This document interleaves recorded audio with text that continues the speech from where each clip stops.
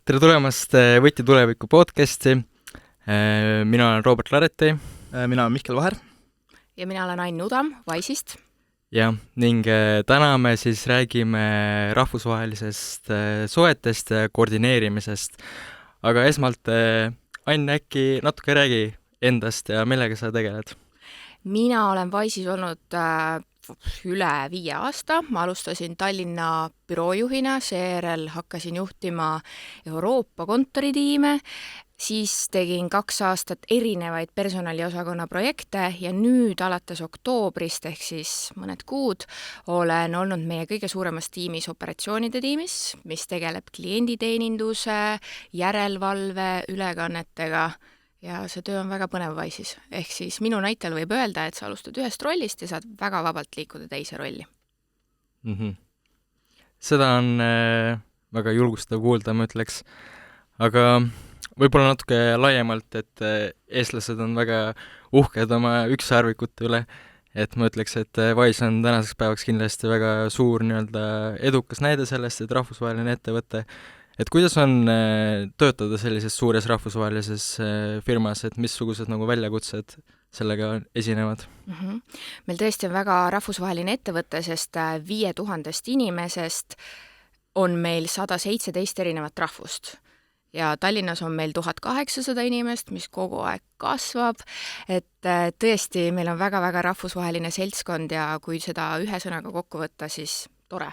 Tõesti on tore, nii palju ägedaid inimesi, erineva taustaga, nii kultuuriliselt kui ka siis, mida nad on varem teinud, kas siis hobid, töökohad, kogemused, et meil tõesti on tippsportlastest kuni väga edukate kunstnike ja DJ-deni inimesi. Väga äge, kui niimoodi erinevad hobid ja asjad kokku tulnud. Et võib-olla siit küsiks, et kui on nii palju erinevaid kultuure ja rahvuseid, et sa mainisid 117 rahvast, et siis võib-olla millised regulatsioonid või kuidas ärikultuur, erinevatel kultuuridel on siis erinev ka ärikultuur, kuidas see mõjutab niisugust igapäevast tööd siis sellises ettevõttes, mis nad kõik kokku toob, need erinevad inimesed?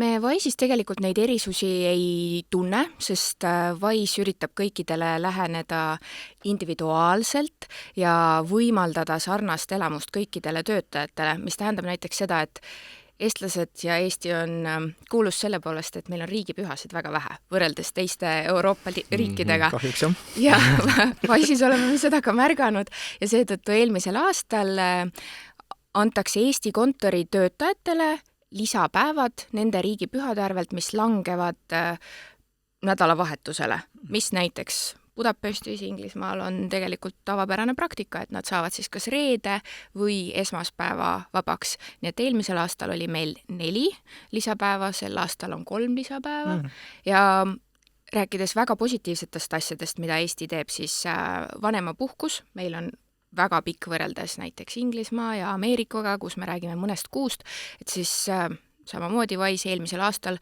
tutvustas 4-kuulist vanemapuhkust, mis on pigem suunatud isadele Eestis, et kui ema saab olla vanemapuhkusel, siis isa saab ka nüüd temaga olla 4 lisatasustatud kuud, aga see on kindlasti ka väga suur asi ameeriklastele, kes muidu saavadki olla mõned nädalad, kuu aega kodus, et nad saavad siis kindlasti lisaks veel 4 kuud olla.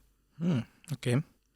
Võib-olla siin tekkis endal väike küsimus juurde, et kui eestlastele tulevad need, Eestis on vähem neid pühasid, aga ongi Eestis niisugune keegi siis võõrast riigist, et kuidas neil nende tööpühadega on, et kui neil on oma riigi mingi pühad ja asjad, kas neil on ka siis vabad päevad või nad siis on Eesti kalendripühade järgi?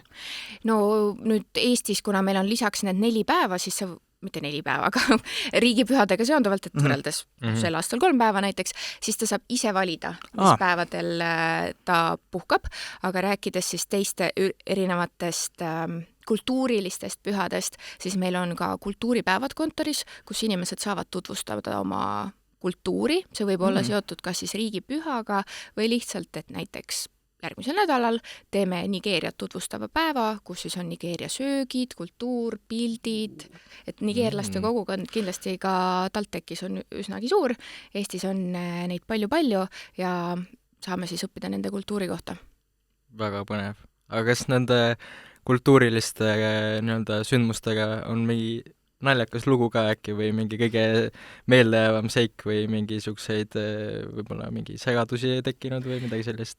Millega sageli juhtub segadusi, on just kuupäevad ja kellaajad, mida ka inglise keelt kõnelevates riikides väga erinevatel viisidel kirjutatakse, et siis tõesti võib juhtuda, et mõnikord sa oled natuke valel ajal kuskil, aga õnneks Google Calendar siin aitab, et jah, ikka juhtub mõnikord segadusi, aga kõige olulisem ongi siis läbi rääkida, et mis juhtus, miks, kuidas sa seda näed, millest see tuleb, mis see kultuuriline taust on, et ületamatuid raskusi kindlasti ei ole. Okay. Võib-olla mis on niisugune võtmesõnad või niisugune nipid, et kuidas rahvusvahelisi inimesi koordineerida või kuidas nende tööd koordineerida? Et kas see on pigem lihtne või raske ülesanne võrreldes siis ühe riigi inimeste koordineerimisega? See on kindlasti tore ülesanne. Kas ta on lihtne või raske, eks see sõltub juba inimesest, aga see on väljakutsuv positiivses mõttes, sest sa iga päev õpid midagi uut ja sellele kindlasti tasub läheneda mõistvusega, avatud meelega, et me üritame eriti personaliosakonnas alati mõelda sellele, et inimeste soovid ja arvamused ja uskumused kõik tulevad tegelikult positiivsest kohast, et keegi ei ole pahatahtlik, et lihtsalt võib-olla tal on teadmatus, ta ei tea kohalikke tavasid, kultuure, ta on teistmoodi harjunud, et soovitus on kindlasti hoida avatud meelt. Okay. Aga kas, kui nagu drastiliselt see koordineerimine muutub, nagu ettevõtte suuruse kasvamisega ja nagu ka nagu rahvusvahelise nagu laienemisega, et mingisugused muutused ikkagi on, et mis need kõige peamised on? Ja siinkohal ma ütleks, et kui süsteemid, näiteks personalihaldussüsteemid või platvormid, mida me kasutame, näiteks tagasiside küsimiseks, on algusest peale üles ehitatud kasvavale ettevõttele, siis tegelikult väljakutset üldse ei ole. Sest et tänapäeval on nii palju rahvusvahelisi äppe, platvorme, mis aitavad seda multikultuursust võimendada ja ka hallata. Et tegelikult me ei näe sellega, kui mõni uus rahvus juurde tuleb, et see tekitaks lisatööjõudu, lisatööjõu vajadust. Võib-olla mis on niisugused tavalised Wise'i töövahendid, et mida te kasutate kõige rohkem? Slack kindlasti, mis on siis suhtlusplatvorm, kus me eelkõige saadame sõnumeid, siis Confluence, mis on Atlassiani toode Intraveeb, kus on siis kõik info, sellisem talletatavam info, mingite treeningute kohta, ürituste kohta, et Slack on kiireks suhtlemiseks, Confluence on pigem info dokumenteerimiseks, Zoomi kõned, kuna meil on 17 kontorit ja see arv kasvab, siis et me oleksime üksteisega ühenduses, siis me kasutame Zoomi selleks ja siis veel tiimi spetsiifikast lähtuvalt, et kes mida teeb, et personali haldustarkvara näiteks meil on Workday. Okay. Aga kui ma nüüd tahaksin ise nii-öelda järgmist Wise'i alustada ja hakkan tegutsema, et sa mainisid, et nii-öelda esimesest päevast, et kui on sisse ehitatud sellised struktuurid ja nagu asjad, et mida peaks siis nii-öelda alustav startup nagu silmas pidama, et kui nii-öelda ongi suunitlus on see, et ma pidevalt laienen ja tahan minna rahvusvaheliseks, et mis see nii-öelda alustalad on? Kõige olulisem on kindlasti see toode või teenus, mida sa pakud, et see lahendaks suurt probleemi ja ettevõttel võiks olla tulevikus potentsiaalne kasv. Kindlasti usaldusväärsed partnerid, ehk siis need inimesed, kellega sa töötad, värbamisele rõhumine, et sa leiaksid need õiged inimesed, kas siis enda moodi mõtlevad või just teistmoodi mõtlevad, aga et teil midagi oleks ühist, mis teid ühendab. Konkreetseid platvorme, ma arvan, et see sõltub ettevõttest ja ettevõtte suurusest, aga kõige olulisem on, et see toode või teenus oleks väga hea ja toimiks, et siis on probleeme ka vähem. Okay. Ja võib-olla siin, kes meil siin kuulavad, on hästi palju, TalTechis on siis ka majandusteaduskonnas neid tulevikujuhte nii-öelda, et võib-olla mis on niisugused märksõnad või nõuanded selle tulevikujuhile võib-olla, et mida pidada silmas siis niisuguse ettevõtmisega alustamisega? Kindlasti inimestega suheldes just see avatud meel, et sa eeldad inimestest head, sa suhtled nendega, tagasiside andmine on väga oluline, et vältimaks seda, et tekiksid arusaamatused ja kui arusaamatused tekivadki, siis konfliktidele saame kindlasti üheskoos lahendused leida. Heade inimeste värbamine, et sa leiaksid need, kes aitavad sul seda toodet või teenust ehitada ja nad on ka kultuuriliselt sobivad, ehk siis te saate töökultuurist, kuidas me töötame, mis kell me tööd alustame, aru. Ja et nad on püüdlikud, pingutavad samamoodi nagu siis see asutaja või asutajad. Okay. Aga siis selle siit nagu jätkuks ka, et võib-olla enda kogemuse järgi või mida te nii-öelda märganud olete, et mis rahvustega on eestlastel kõige lihtsam nagu koos töötada? Ma arvan, et eestlastel on kõikide inimestega väga-väga lihtne tegelikult koos töötada, just kui nad on avatud meelega. jah.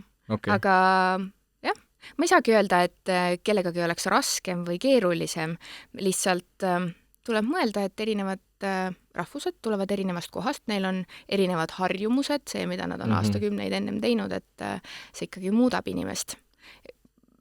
Meil on päris palju ukrainlasi näiteks, kellega eestlastel on kindlasti väga-väga hea suhtlus.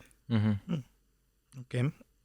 Te mainisite, et on tähtis osa on ka siis värbamisel just, et need õiged inimesed leida, et võib-olla lisaks võtmele, et mis on niisugused head võimalused või hea niisugune värbamis või kuidas leida niisugust head töötajat, ütleme siis?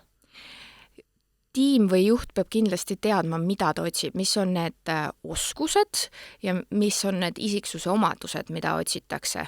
Et siin ongi erinevaid lähenemised, kas sa ehitad tiimi suhteliselt ühesuguseks spetsialistideks, ekspertideks ühes valdkonnas või sa ehitad tiimi üles just nii, et inimesed oleksid väga erinevad, erilised, et kes on rohkem selline, et talle meeldib pikemalt mõelda, juurelda probleemide üle versus need, kes on siis tegijad. Et see oleneb kindlasti tiimist, mida soovitakse teha, aga jah, tuleb eduka värbamise alus on see, et tiim teab, keda nad värbavad.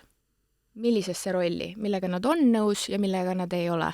Et meil on suur tiim värbajatest, neid on üle 100, kelle töö ongi siis kõik need edukad inimesed üles leida, kes meie Wise'is saaksid edukalt hakkama, aga sellele eelneb värbajate ja tiimijuhtide töö, et keda me konkreetselt otsime, mis on teie jaoks olulised, millal see inimene peab alustama, mis on need asjad, millega ma kindlasti ei lepi ja meie värbamise protsess võib öelda, et on võib-olla pikem kui mõningates teistes ettevõtetes, meil on ta vähemalt 3-etapiline, kus siis esimene kõne on värbajaga, kes selgitab sellise esmase kultuurilise sobivuse välja läbi küsimuste ja see intervjuud on kindlasti kahepoolsed, et kõik värbamisprotsessid ja intervjuud on sellised, kus tegelikult ka intervjueeritav intervjueerib ettevõtet, kas see läheb tema väärtustega kokku. Ja siis, kui esimesest voorust juba edasi saadakse, siis tavaliselt kohtutakse tiimiga ja sõltuvalt tiimist võivad olla ka ülesanded, mida inimene peab täitma, kas siis kirjalikud testid või kohapeal ja siis 3. voorus juba rahvusvahelise tiimiga kohtumine või siis mingite partneritega, kellega on ka tihe koostöö ja kes võib-olla lähenevad küsimustele ja sellele inimesele natuke teise nurga alt. Okay. Aga mis on võib-olla need kõige ihaldusväärsemad oskused või nagu mis on kõige silmapaistvamad omadused, millel nii-öelda kas siis tudengil või siis üleüldse nii-öelda uuel töötajal, et mis jääb kohe nagu silma? Õpihimu. Lihtsalt see, et sul on huvi midagi uut teada saada ja või siis ei olegi alati oluline see, et mis kraad sul varem on olnud või mis tööd sa oled teinud, vaid et see, et sul tõesti silm särab probleemide lahendamise suhtes, et sa tahad asju muuta ja sa oled võimeline ja valmis õppima. Sest et siis saab mägesid liigutada. Kas kuidagi võib-olla, et õpihimu on kindlasti väga tähtis, aga need ülejäänud niisugused baasväärtused või asjad, et kas need erinevad ka siis kultuurselt või riigiti, et mida otsitakse, et näiteks kui me võtame siin Eesti stereotüübi, siis eestlased on niisugused vaiksed ja külmad ja väga ei taha uusi sõpru leida ja niisugune nagu Eesti ilm, niisugune massis, et võib-olla Eestis just otsitakse äkki seda niisugust avatud meelt rohkem ja sellist go-get-it attitude'i, et ongi avatud mõtlemisega siis, et kas see nagu eristub ka riigist riiki ja kultuurist kultuuri, et mida siis otsitakse rohkem või mida vaadatakse? Me ikka neid avatud inimesi otsime igalt poolt ja õnneks neid igal pool ka on, et suuri erinevusi ei ole, ma ütleks, kultuuride vahel, aga mida eestlaste kasuks kindlasti võib öelda, on see, et me oleme hästi-hästi töökad ja efektiivsed. Me tõesti oleme sellised vaiksed ja teeme asjad võimalikult kiiresti ja efektiivselt ära. Meil on Prestis on niisugune hea ütlus selle kohta nagu Nordic efficiency, mida me kasutame ka, et see on võrreldes teiste riikidega on eestlased tõesti väga töökad ja niisugune efektiivsed just on see sõna. Jah, et me tuleme ise just nagu tudengiorganisatsiooni taustast, et meie kogemus võib-olla ongi natuke naljakas on see, et kui erinevad on just näiteks põhjamaalased ja lõunamaalased, see, et su lõunamaalaste jaoks ongi see, et koosolek kestab 2 tundi ja sellest tund aega sa räägid lihtsalt, kuidas sul päev on või mingi mis ilm on ja kõike seda muud, vaata, et eestlaste jaoks on see, et ikka mul järgmine koosolek juba tuleb, vaata, et ma tahaks ära rääkida asjad. Jah, no eks meil on ka selliseid näiteid, et eestlased kindlasti on juba täpselt kell 10 kohal ja koosolek algab, siis Inglismaa kontoriga tavaliselt sa esimesed 5-6 minutit tõesti räägidki ilmast. Yeah. Aga see on okei, see on lihtsalt kultuuriline eripära, millega tuleb arvestada.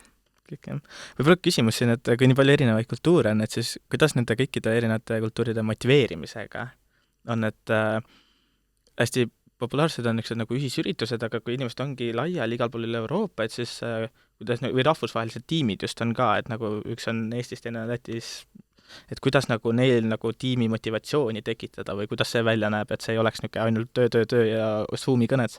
See on hea küsimus, sest et me tõesti töötame ka autonoomsetes tiimides, kus üks osa tiimist võib olla Londonis, siis on keegi Singapuris ja Ameerikas, et sa ei pruugigi tegelikult oma tiimikaaslastega ka iga kuu kohtuda, et võib-olla sa kohtud nendega korra aastas.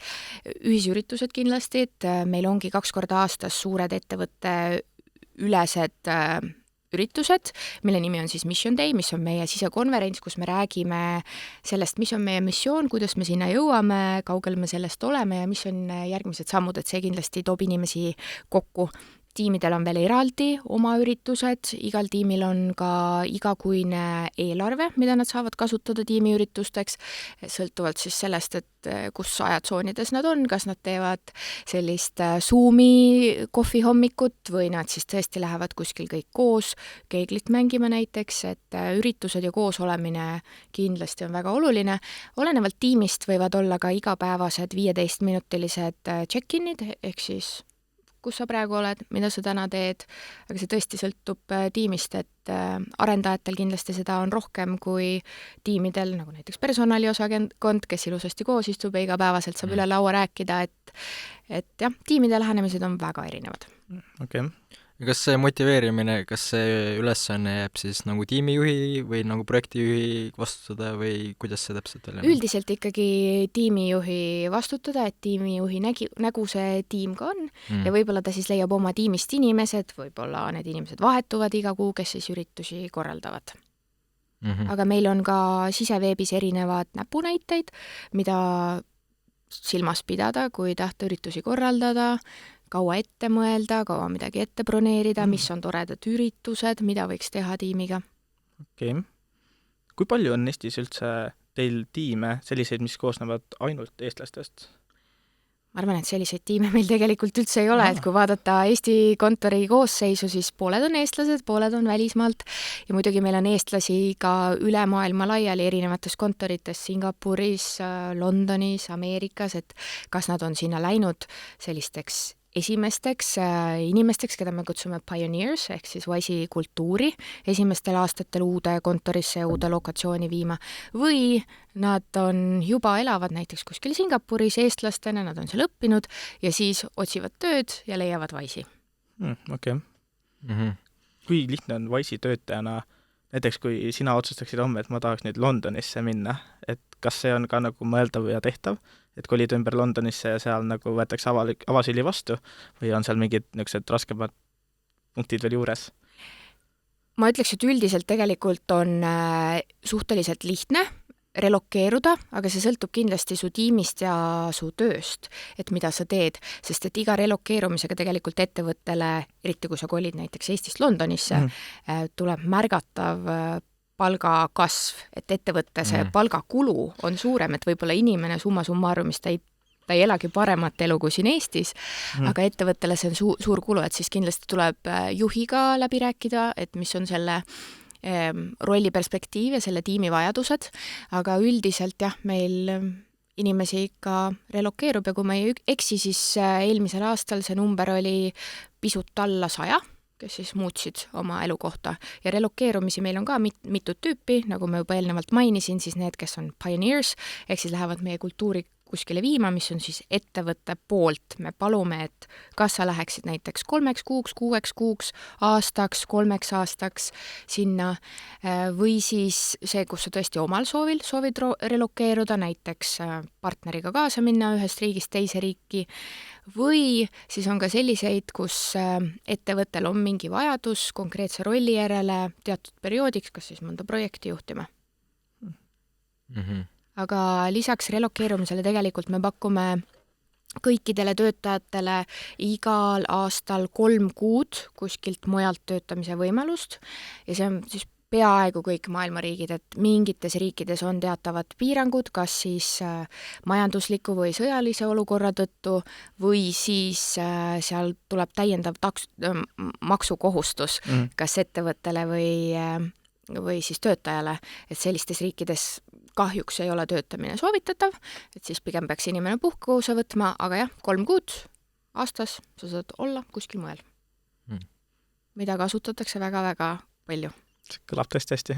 Ma just mõtlen ka, et ma läheksin suure hea meelega Wise'i palgaga, läheksin Google Aasiasse päikse alla kuskile saarekesele, et seda on palju tehtud või kuidas? Seda ikka tehakse ja tõesti palju, et reisitakse, kuna meil on nii rahvusvaheline seltskond, et pooled Eestis olevatest töötajatest ei ole tegelikult Eestist, siis seda kasutatakse, et võib-olla detsembris sa lähedki jõuluks koju, 2 nädalat puhkad, 2 nädalat enne seda teed siis kaugtööd.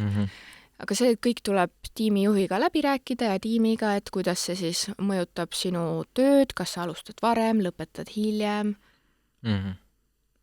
Ma eeldan, et kui tiimid on teil seal niisugused hästi, siis ongi mitmekultuurilised, sest tavaline töökeel on ka vist eeldatavasti inglise keel. Et siis Wise'i majas ongi ainult inglise keel või seal on kuidagi see ka ära sätestatud, et kui palju, et meil on Besti mõistes on siis maffia on selle asja nimi, et keegi ei räägiks oma keeles, nii et keegi teine aru ei saaks. Et võib-olla kas teil on ka mingeid näiteid sellest või ongi, et inglise keeles peab rääkima või on ikkagi lubatud ka eestlastele oma vahel, saad siis eesti keeles rääkida? Meie töökeel on tõesti inglise keel, selles me tavaliselt kirjutame ka inglise keeles, et kui sa midagi tahad siis pärast kellelegi edasi saata, siis sul on lihtsam isegi eestlastega, et sa kirjutad need põhilised punktid inglise keeles ja siis ta saab seda ise edastada.